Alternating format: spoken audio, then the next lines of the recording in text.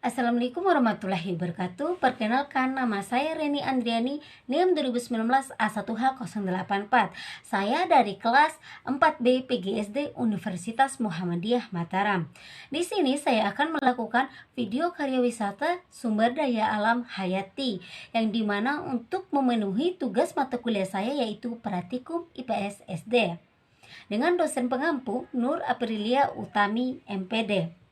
Di sini saya mengambil sumber daya alam hayati dari petani, yaitu dari padi, jagung, dan kacang. Untuk videonya silakan simak video berikut ini.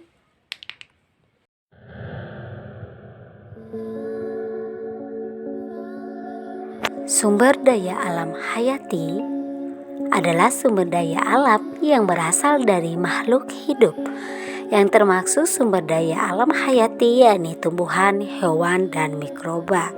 Sumber daya alam hayati dimanfaatkan oleh manusia, utamanya sebagai sumber pangan. Selain itu, sumber daya hayati juga bermanfaat untuk membuat sandang atau pakaian. Seperti dalam video ini, saya mengambil sumber daya alam hayati dari pertanian, yaitu dari padi, jagung, serta kacang.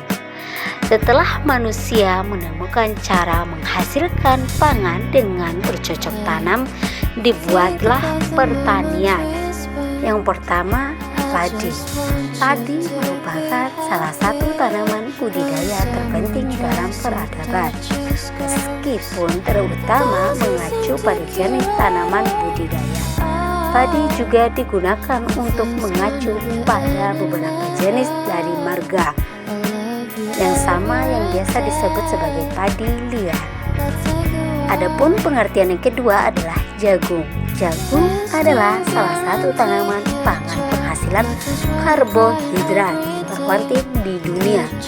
Selain gandum dan padi, bagi penduduk Amerika Tengah dan Selatan, bulir jagung adalah pangan pokok, sebagaimana bagi sebagian penduduk. Jagung juga menjadi penghasilan di warga Bima.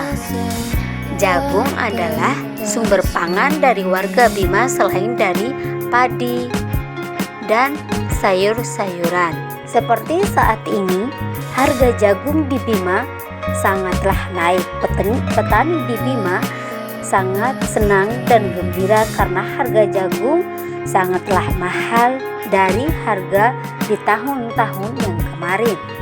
Selain itu juga di beberapa desa, termasuk desa saya di Bima, jagung itu walaupun tidak menjadi pokok dari mata pencaharian petani, tapi jauh juga bisa dijadikan sebagai pelengkap. Misalnya, sebelum menanam bawang, biasanya mereka akan menanam jagung terlebih dahulu. Walaupun jagung itu tidak dijual, melainkan untuk kebutuhan mereka sendiri ataupun untuk keluarganya. Kacang adalah istilah non-botani yang biasa dipakai untuk menyebut biji sejumlah tumbuhan polong-polongan. Dalam percakapan sehari-hari, kacang dipakai juga untuk menyebut buah atau bahkan tumbuhan yang menghasilkannya. Di Jakarta ataupun di tempat sekitar, kata kacang biasanya dimaksudkan untuk polong kacang tanah.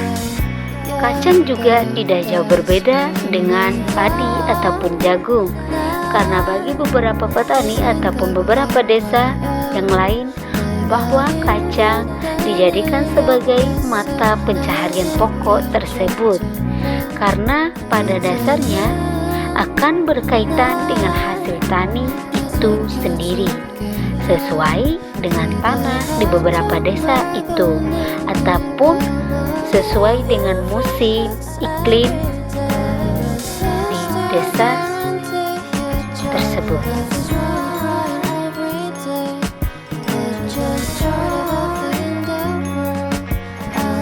Sekian penjelasan singkat dari saya tentang sumber daya alam hayati.